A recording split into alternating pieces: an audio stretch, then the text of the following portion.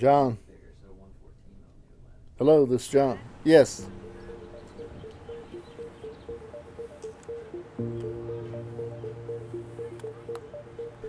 Let's see, cameras. All right. And go ahead and start. Well, we started I was working for Ewald Clark, which was right here, I guess that was about 1975. We used to take pictures. There was a studio across the street called GENTRY Studio. Well, one year, the guy that owned GENTRY Studio, he lost the contract to take pictures of the tech students for the yearbook. So he sold the business. He said, well, that's the end of it. So I bought it. At the time, we were strictly studio. Then we went into a camera store. We sold film, paper, supplies to mostly architect students, but a little bit of everything.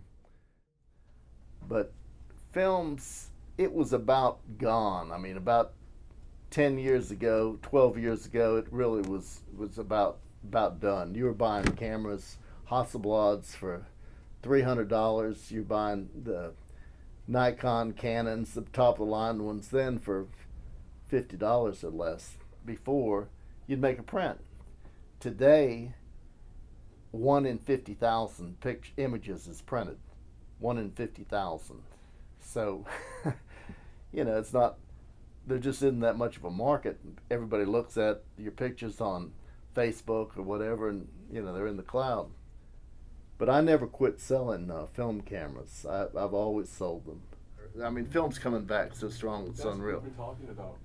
It's really coming back. I mean, if you look at film cameras, probably in the last 6 months, we probably sold more film cameras than we have in 5 years. Yeah, I totally believe it. I think the true value behind film, for me over digital, is honestly just you focus on all the settings and you understand how your camera works with certain films, and you really build a relationship with your camera.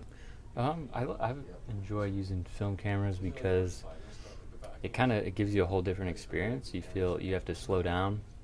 You have to think a lot more about what you're photographing, your composition, exposure, because it just the analog process is so much more connected to the images you take.